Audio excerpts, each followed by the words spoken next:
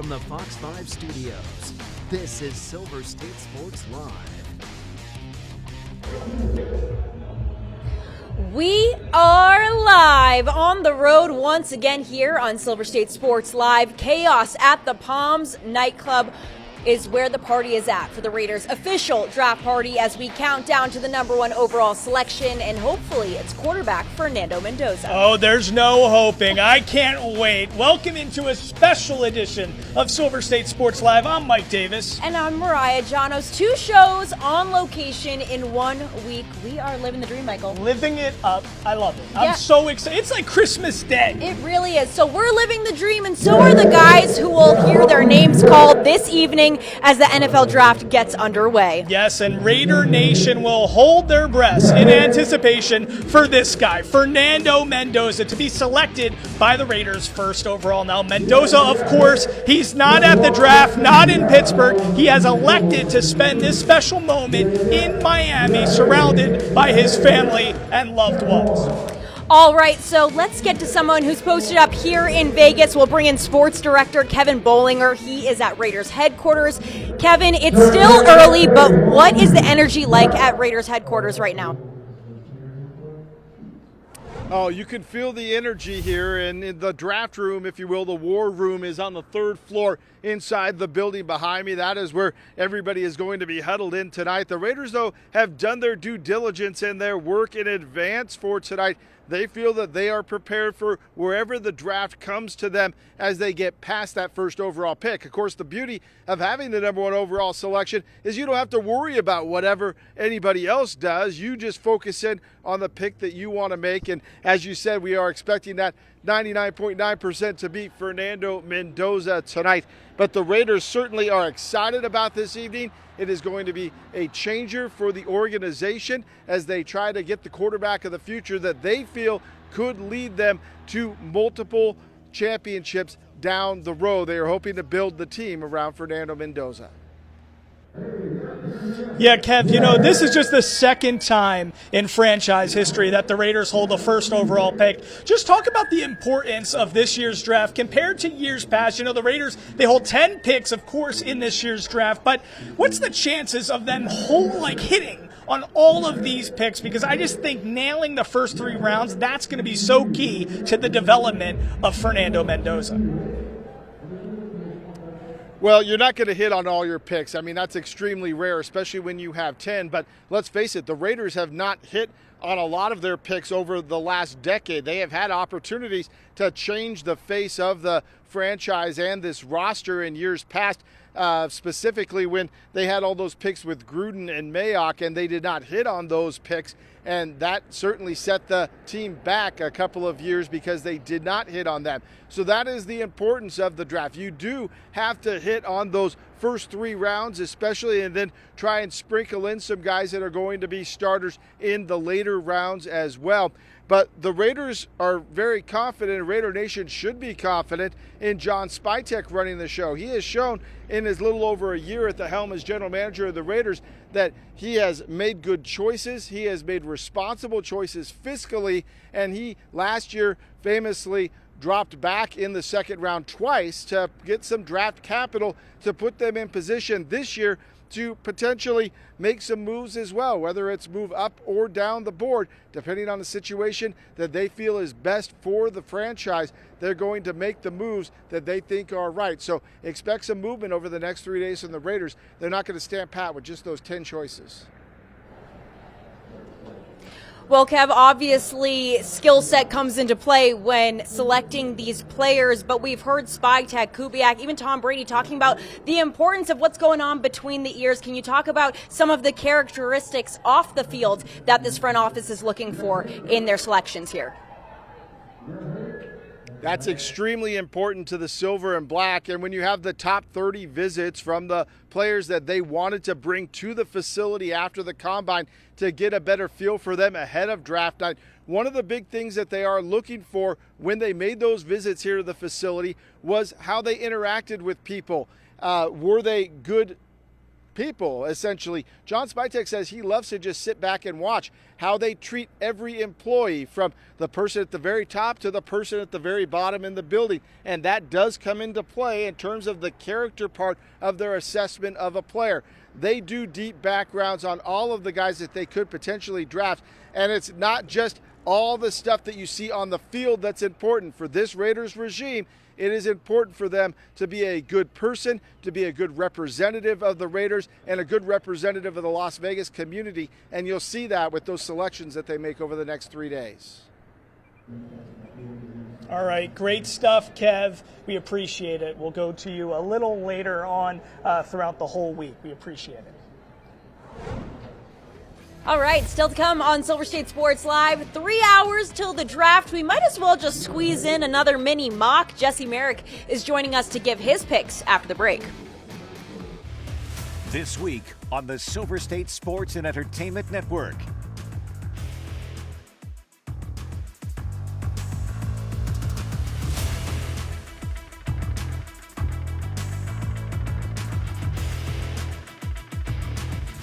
Your Triple SEN lineup is sponsored by AAA Roadside Assistance. Visit AAA today.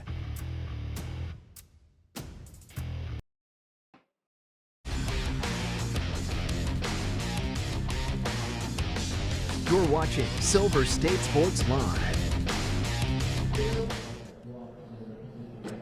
We are back here at the Palms for the Raiders draft party. Yesterday we gave you our selections for the Raiders' 3 picks from a mock draft perspective. Yes, but we need to gather more intel. So we are bringing in the opinion that we trust most here, Mr. Jesse Merrick of the Silver and Black Sports Network. Jesse, it's so good to see you. Now, we know you put a ton of thought and energy and time into your draft board. So before we get into the actual selections, what did you take into consideration when putting together these boards?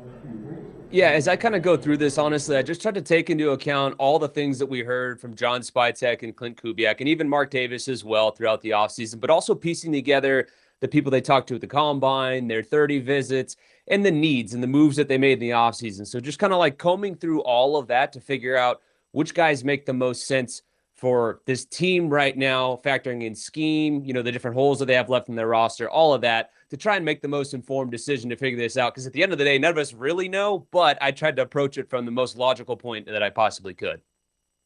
Okay, so as you can hear here, it's getting crazy in terms of the excitement, but we still have a little bit of time before this NFL draft. So let's get into your mock a little bit, starting with the second round. Can you go into who your pick is for the Raiders at number 36?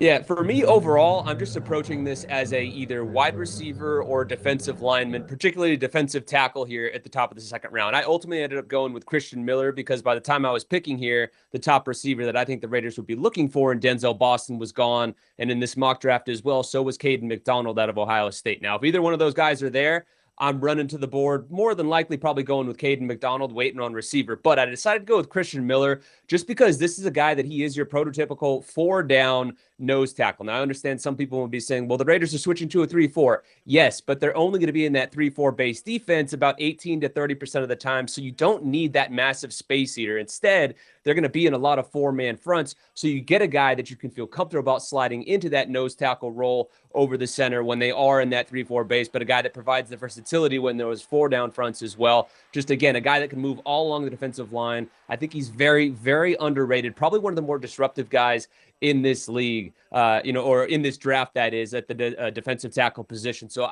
if they land him, I think that'd be a huge get for them, pairing him with Max Crosby and then Malcolm Kuntz and also Kwity Paye on the other side there.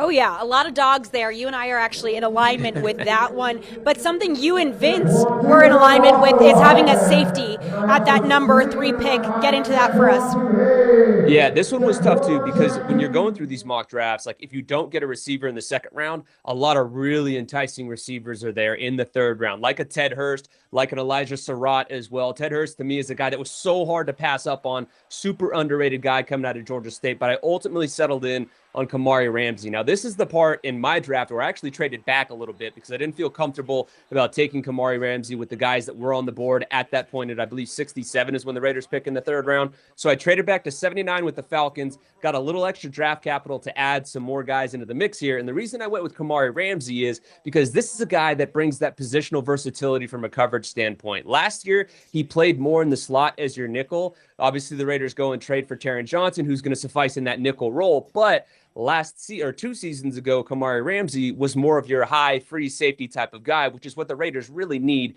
He's a very high IQ guy. He actually wore the green dot for USC, called the plays for them. And again, because of injuries, unselfishly moved into the slot where maybe he wasn't the perfect fit, but he showed that he's got that in his bag, that he can do that, showcasing more of his versatility. And in today's NFL, you need those versatile safeties to match up with what a lot of these offenses are doing around the league. He's one of those guys that can do that. That's why I go and snag him because, again, more of that true high safety role, but again, high IQ player and can slide all over. Like the key here in this draft, really honestly for the Raiders, is just versatility in players. And to me, this is a guy who maybe, again, positional, ambiguous, I guess, positionally ambiguous would be a way to put it. But that's a positive in this situation because you need those guys that can play multiple spots. He's one of them. And again, showcase the brain to be able to do it. I think he'd be a solid get for the Raiders in the third down if they're able to trade back and get him. Okay, yeah, we're learning so much great insight from you here. Jesse Merritt joining us. Okay, Jesse, what about the next 2 rounds? I mean, there's 10 picks overall. Give us the next 2 rounds and what you think might happen from your personal mock. Yeah, the 4th round is a really interesting one because, as things stand, the Raiders actually have 3 picks. So there's a lot of things they can do there. They may trade up and use some of that draft capital at some point in the draft as well. So who knows how many they're actually going to have when the 4th round rolls around. But in my mock draft, that's right around the time I was like, okay, we need to try and address receiver, dip back into the pool of USC again and got Jacoby Lane.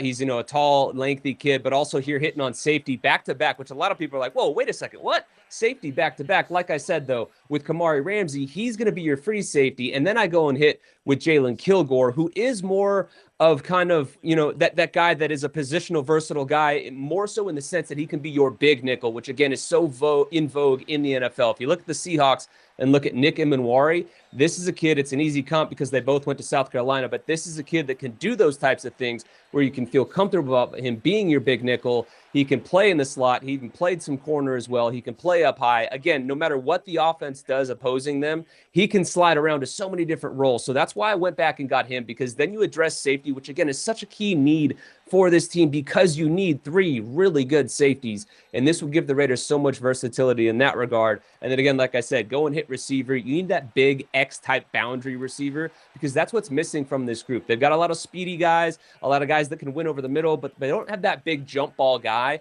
And that's who Jacoby Lane can go and be. So at some point in the draft, they do need to find an X receiver. They talked to 5 guys that fit that mold in terms of 30 visits. So they're going to get one of them. It's just a matter of when. If they wait till later, keep an eye on Caleb Douglas from Texas Tech as well. He could be a guy that goes in that 5th to 7th round range that they could lean on if they don't go receiver earlier on in the draft.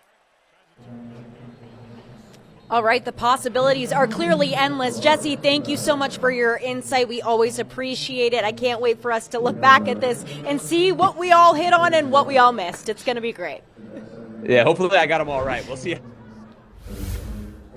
All right, thanks, Jesse. Coming up, we just went through some of the possibilities for a Raiders mock, but what about the league as a whole? We're revealing our mock draft, the top 10, next.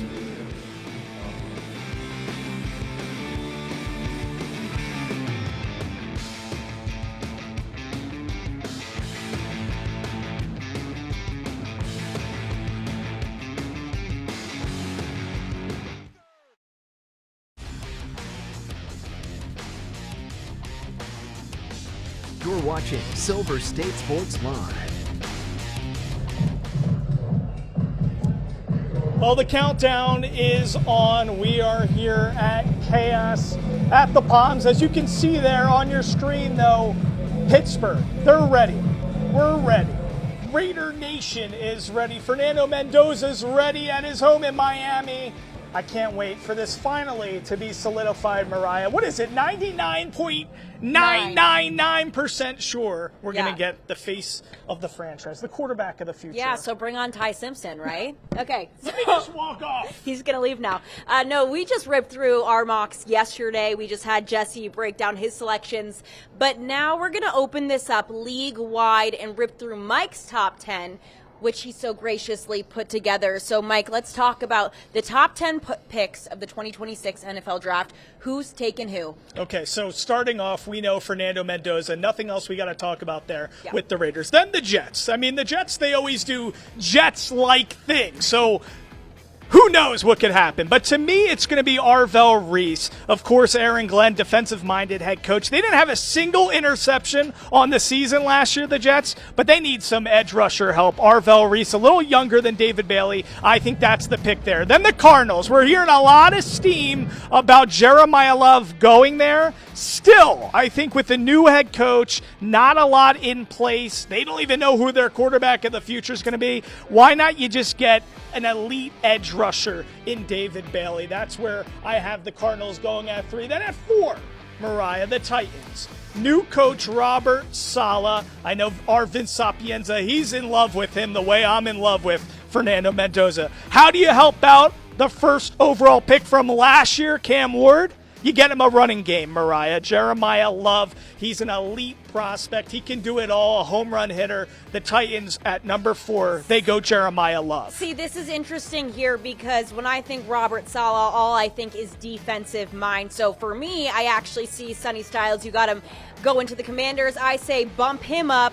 And Saleh's got himself the linebacker that he salivates and over. A lot of people like the Sonny Styles fit there because he kind of has some Fred Warner, the linebacker from the 49ers type of cops. So, of course, Robert Saleh, former defensive coordinator there, would love that. But still, you can't compare a rookie to Fred Warner. Now, number 5, Caleb Downs. To me, I think he is the most can't-miss prospect in this draft, the safety out of Ohio Fernando State. Mendoza? I mean, come on, beyond my boyfriend, Fernando Mendoza, Caleb Downs. So I got Jim Harbaugh coming in there, John Harbaugh, I should say, coming in there as the new head coach, drafting a can't-miss guy in Caleb Downs. Then, number 6, the the Browns, what do they need? They need everything pretty much. Shedeur Sanders has nobody to throw to. Get the first wide receiver off the board in Carnell Tate. You see another Ohio State guy going there. And why not? We just keep up the Buckeye fanfare at number 7, the Commanders. Dan Quinn. Their defense needs a lot of help. To me, Sonny Styles is that guy he can have a lot of fun with. He might not have a perfect positional fit as he started his career, Mariah, as a secondary player, and then his next 2 years at Ohio State, he was a linebacker. So sometimes when a prospect doesn't have a sure fit, I don't love that in the top 10, but I think Sonny Styles could be the most talented prospect in the entire draft. And then number 8, another wide receiver off the board, the Saints. They need some help. They got to help out Tyler Shuck, rookie quarterback from last year. They got to help out Chris Olave. So they get Jordan Tyson. The wide receiver had a little injury concerns coming out of Arizona State, but I feel like the Saints are going to try to get some offense going there. And then lastly, number 9. You never see the Chiefs drafting this early, this is right? Crazy. It's strange stuff. Am I reading this correctly? But they're at 9. I think Reuben Bain, an elite edge rusher. They need so much help. They have no corners. They have no edge rushers. They need an offensive lineman. But Reuben Bain is a can't-miss prospect. And then number 10, Sexy Dexy gets traded from the Bengals, from the Giants to the Bengals. So now the Giants have 2 picks in the top 10, and they're going to take the guy that I wanted, Mariah, in that initial Max Crosby trade. Vega Oane, the most can't-miss lineman from Penn State. You got to love this guy. So John Harbaugh, he gets 2 complete studs in Caleb Downs and Vega Oane to round out the top 10. Take a snapshot of this, ladies and gentlemen, because when I'm right, and I hit on that top 10, barring any trades, of course. Okay. What are you going to give me, Mariah? You know what? I think Jeremiah Love to the Giants with Scadaboo, with Jackson Dart. I'm all for beefing up that offense, but we got to move on. Coming up, our final thoughts on tonight's draft. Where will it rank in Raiders history? And what is going to happen to Mike Davis's forehead? We're going to see next.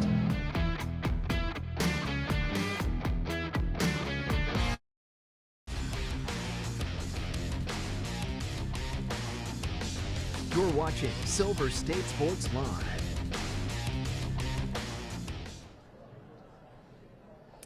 All right, so we are just 2.5 hours out from the start of the 2026 NFL Draft. Of course, Fernando Mendoza projected to go first overall to the Raiders. He's praying, he's ready. This is all you were thinking about throughout Passover as well, correct?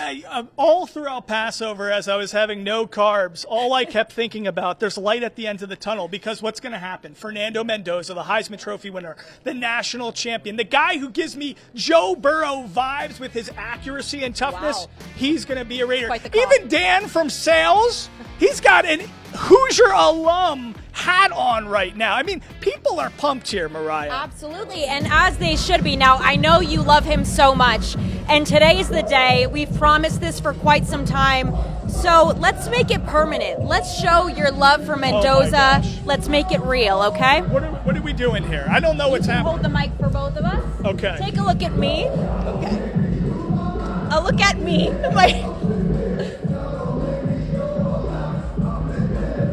I need you to stop moving.